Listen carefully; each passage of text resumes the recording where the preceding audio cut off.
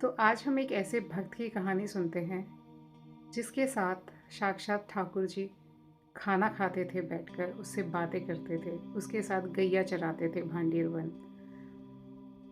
हरे कृष्णा। तो ये कहानी वृंदावन के एक आश्रम से शुरू होती है। एक आश्रम था जहाँ पर बहुत सारे शिष्य थे और सब गुरु जी की बातें मानते थे, गुरु जी की आज्ञा का पालन करते थे। उन सब के बीच में एक जो शिष्य था उसका नाम था भोंदू। भोंदू बहुत ही सरल, बहुत सीधा, बहुत ही सच्चे स्वभाव का था।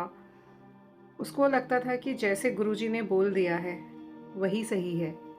अगर मेरे गुरुजी ने बोला है दिन है, रात है, ऐसे करना है या ऐसे नहीं करना है, तो गुरुजी की बात उसके लिए एकदम पत्थर की लकीर होती थी। वो बहुत दिन हुए, एक बार गुरुजी ठाकुर जी के बारे में बता रहे होते हैं अपने शिष्यों को।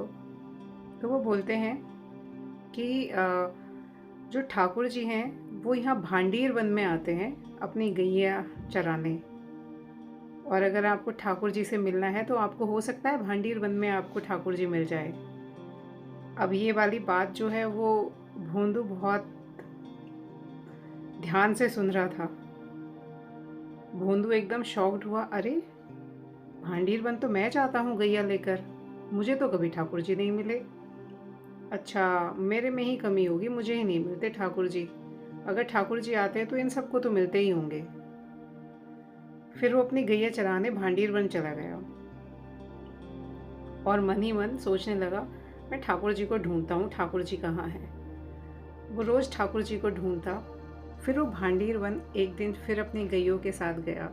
वही ठाकुर जी के मन में लालसा कि क्या आज मुझे ठाकुर जी मिलेंगे। फिर पीछे से आवाज़ आती है, भोंदू किसको ढूंढ रहा है। अब भोंदू ने जैसे ही पलटकर पीछे देखा, साक्षात ठाकुर जी खड़े हुए हैं और उनके आसपास बहुत सारी गैये हैं। और जैसे ही उसने उनके रूप को देखा वो देखता ही रह गया और मन में विचार करने लगा कि इनका रूप तो इतना सुंदर है कि जैसा मेरे गुरुजी ने बताया था उससे भी बहुत सुंदर है ठाकुर जी। ठाकुर जी के घुंघराले बाल, उन्होंने पीताम्बर डाला हुआ, बड़ी बड़ी आंखें, मंद मंद मुस्कुराहट। भोंदू देखता ही रह गया ठाकुर जी को। उसके मुंह से शब्द नहीं निकल रहे और वो ठाकुर जी को बस देखता ही रहा। ठाकुर जी उसके पास आए और ठाकुर जी ने उसके कंधे पर हाथ रखा और बोले, भोंदू अब देखता ही रहेगा या ये भी बताएगा तू खाने में क्या लेकर आया है, मुझे भूख लगी है बहुत तेज। और भोंदू तो बस ठाकुर जी को देखता ही जा रहा है। ठाकुर जी ने बोला, मुझे भूख लगी है, जल्दी से खाना खिला। भोंदू क्या लेकर आया है। भोंदू ने 2 रोटी वो बांध के लेके आया अपने रुमाल में, 2 रोटी। उसने एक रोटी कान्हा जी को दी और एक रोटी खुद खा ली। अब जैसे ही कान्हा जी ने एक रोटी खाई, कान्हा जी बोले, भोंदू मुझे तो और भूख लगी है, मेरे को तो इसमें से भी खाना है। अब ठाकुर जी को वो मना भी ना कर पाया, फिर भी बोले, देखो जी कान्हा, मुझे भी भूख लगी है, ये रोटी तो मैं खाऊंगा, लेकिन कल से मैं तुम्हारे लिए भी और रोटी लेकर आऊँगा। फिर अगले दिन भोंदू अपने लिए ज़्यादा रोटी बांधने लगा। उसको रोटी बांधते हुए कुछ शिष्यों ने देखा और जाकर गुरुजी से बोला कि गुरुजी, भोंदू तो आज रोटी ऐसे बांध के लेकर जा रहा है जैसे बहुत सारे लोगों को खाना खाना है। गुरुजी को आश्चर्य हुआ और गुरुजी ने बोला कि भोंदू ऐसे कैसे कर सकता है। तो उन्होंने भोंदू को बुलाया कि भोंदू, इतना सारा खाना तुम किसके लिए लेकर जा रहे हो।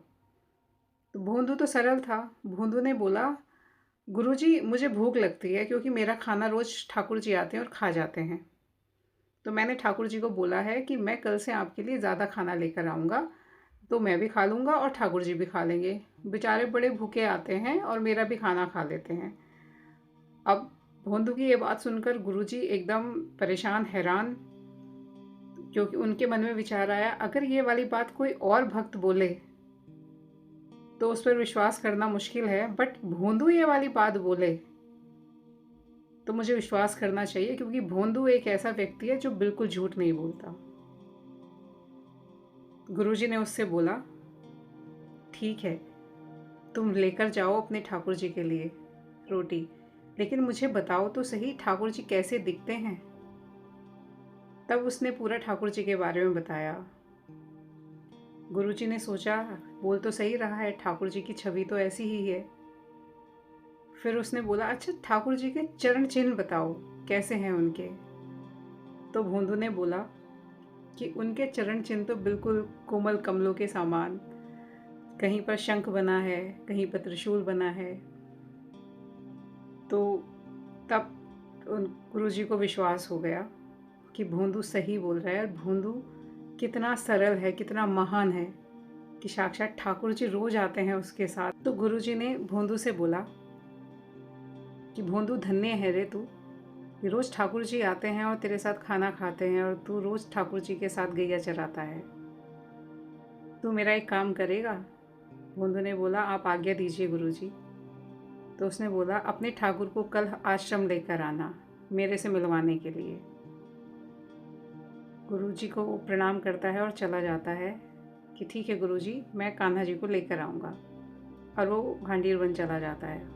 वहाँ उसको ठाकुर जी मिलते हैं, फिर बोलते हैं कि हाँ भोंदू, क्या हुआ, उदास क्यों है, चल खाना खाते हैं, भूख लगी है। तो भोंदू बोला कि पहले आप मेरे साथ आश्रम चलो, मेरे गुरुजी ने बुलाया है। ठाकुर जी बोले मुस्कुराए कि भोंदू, मैं बस तेरे ही साथ खाना खाता हूँ, मुझे तेरे ही साथ अच्छा लगता है, मैं आश्रम नहीं जाऊँगा। अब जैसे ही ठाकुर जी ने ये वाली बात बोली, भोंदू नाराज़ हो गया। भोंदू नाराज़ हो गया, वो जाने लगा। ठाकुर जी बोले, अरे भाई क्यों जा रहा है, क्यों नाराज़ हो गया? बोले, नहीं, मेरे गुरुजी ने बोला है आपको जाना पड़ेगा, क्योंकि मेरे गुरुजी ने तो आपका रूप बताया, मेरे गुरुजी ने तो आपके बारे में बताया, तभी तो आप मुझे मिले। अगर मेरे गुरुजी ही नहीं होते तो आप मुझे कैसे मिलते? और आज वो चाहते हैं कि आपसे मिले, और आप जाने से मना कर रहे हो, इसलिए मैं नाराज़ हूँ। अब ठाकुर जी तो ठाकुर जी हैं, वो अपने भक्तों को कैसे नाराज़ कर सकते हैं।